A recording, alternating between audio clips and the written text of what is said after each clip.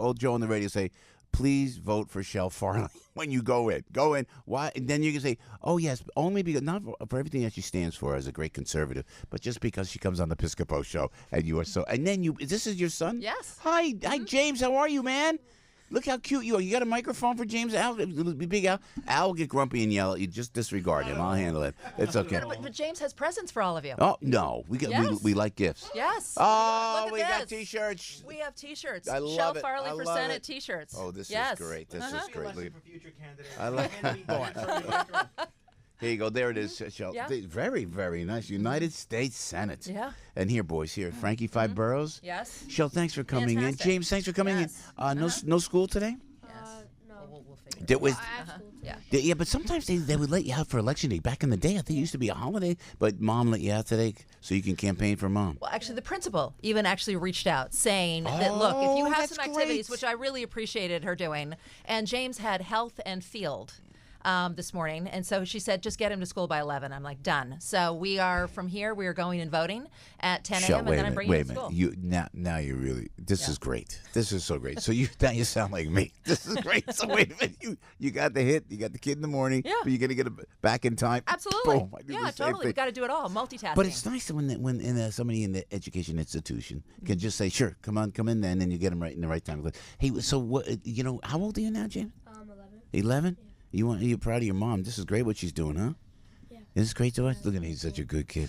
No, we're very, and you have Italian, the Iavaci, is that right? Is that right? Mm-hmm. Iavaci? Yes. You just remember this, Farley's a great name, but the Italian name is what counts most, okay? I'm just telling you, James. Can I say that to the kid? I'm an Italian guy. Uh-huh. God bless you. Yeah, and I got. But then let's talk about his post office, speaking of Farley. Yeah, what about, how does that now? You got a post office named after you? Oh, yeah, my great uncle. Oh, this is great. So you see your name up there in the post office. James Aloysius Farley, absolutely. Aloysius, like Saint Aloysius. I love Exactly. this. Thank you for coming in, James. Great to see you, my friend. I loved. Oh, I'm a sucker for kids. How many kids you got now? 3. 3 children. What are their ages? 11, 16, and 19. How did you manage a campaign to the magnitude that you've done so well and still be the mom that you are? That's well, amazing. Thank you. I'll admit it. I'm happy today is election day. Yeah. It's been a run. It's been a long campaign, but it is so important that if you want to change the dysfunction in Washington, you've got to change the leaders who created it.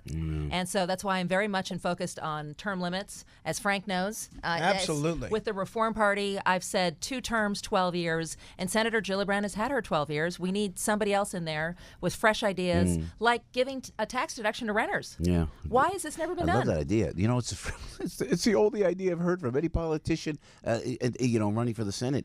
Certainly in New York, I don't hear anything from Ms. Gillibrand. By the way, I don't like to say anything negative. I try not to be negative because I'm just not there.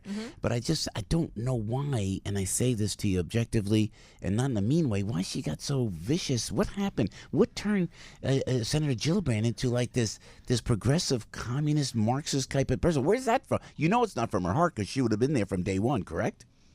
I agree. I mean, but I think so much of it is, she and so many other people, here in the Northeast are all running for president. Yes. And very much this becomes this, Medicare for all, which is a concept that, sounds great until you get into the nitty gritty. It would double everybody's taxes and we would lose all our private health insurance. Yeah, and that's the one-payer system is what they want to do. Absolutely. And how has it worked? It hasn't worked in the UK at all. It takes a year to see a specialist, a year to get surgery. They all come here. Yes, exactly.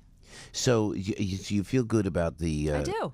Going in, and we invite you if you haven't voted because it's still early. It's only 8:31 in the morning. You could still go in, and I always want to do a revolt vote because people in New York. And I can't figure out this show. And Frank and I have questions we want to ask you, but just speaking to you like a pal coming in here. Why is Jersey, New York so blindly Democratic? I think I was there once, where you just go in and you vote Democrat. Why? And then nothing is done. It took me 4 hours to get out to Babylon. Is that 4 hours? Yeah. On no one even addresses that. And the trains are going to be as slow. Absolutely. Well, infrastructure is near and dear to my heart as an engineer.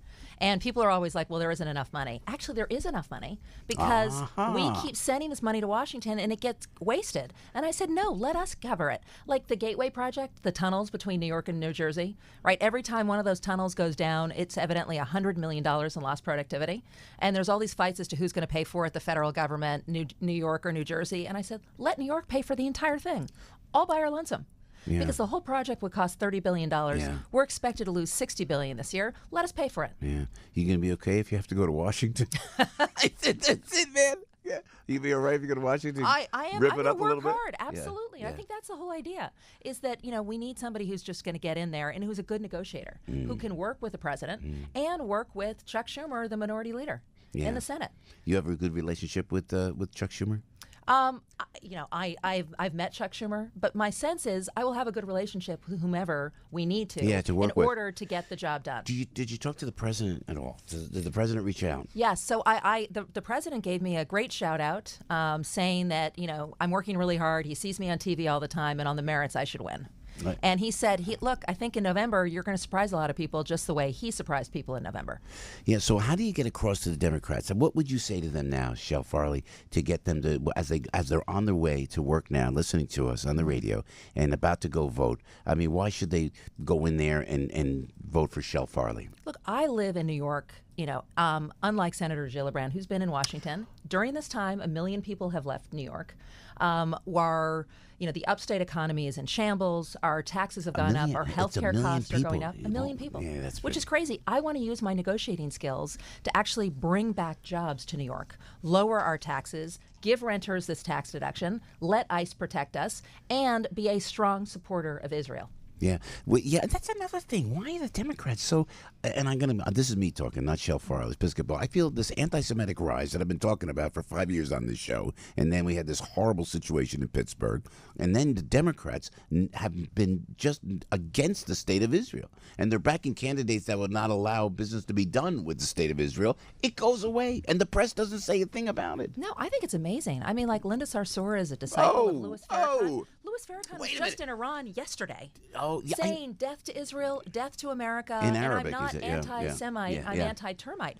I have said that these are horrible comments, and absolutely, and the fact that that Senator Gillibrand is close to Linda Sarsour, I don't understand. Did I see the video that Sarsour introduced her recently? It was. Yes. How does she allow that to happen? Absolutely, saying that Senator Gillibrand was, one of their people on the inside.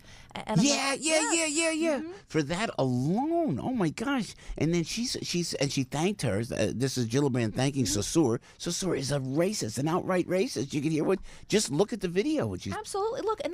There are 2 million Jews who live in New York. It's the largest Jewish population outside Israel. But beyond that, so many of us care so much about Israel. We need to be a strong voice for Israel, and I will be that strong voice in the Senate. Yeah, well, we appreciate it. So I love your fight. Love that you're Italian, too. I mean, where's the family from in Italy? You told me this before. I did. The family's from Florence. Chiavacci. That is that's so classy. Keep her the key. Yeah, that's why you're an engineer. See? If you were from Avellino, you'd be an entertainer, you'd be a painter. You'd be an artist, This is great. You're so true. And that the fact that you're an engineer, you're a mom. Look at you, and now on your way to Washington, D.C. Listen, you've been great. You've been very. I say this jokingly. I said this to Bob Hugan. I said, if you win, you got to come back. And in your acceptance speech, it's Piscopo, Morano, Gattulo, and Debbie. Could you give us a little shout out? Absolutely, done. Congressman Donovan.